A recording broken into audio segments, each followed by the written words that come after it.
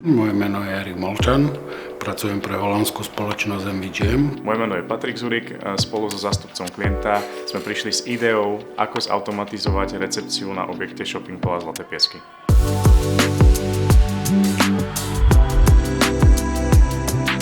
Hlavnou motiváciou bola aktuálna situácia na trhu práce, nedostatok kvalifikovaného personálu, čo nás viedlo k vyššej fluktuácii zamestnancov a nespokojnosti klienta. V pôvodnom režime officeovej časti fungovala klasická živá recepčná.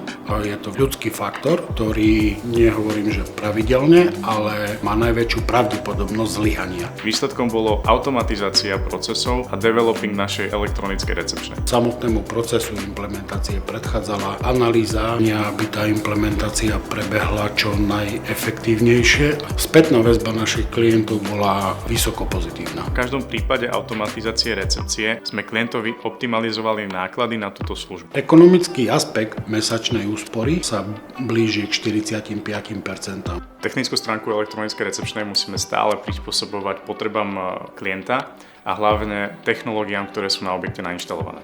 Každý klient si mal možnosť nastaviť podľa individuálnych vlastných potrieb, od úplného jednoduchého modelu, kde recepcia zavolá office manažéra, až po nejakú zabezpečenú formu vstupu, kde je potrebné pre vstup do priestorov použiť občiansky preukaz. Našim klientom by sme sa chceli určite poďakovať za prejavenú dôveru a tým novým zase odhodlanie v ceste automatizácie a zefektívnenia procesov, vďaka ktorým dosiahnu úsporu nákladov.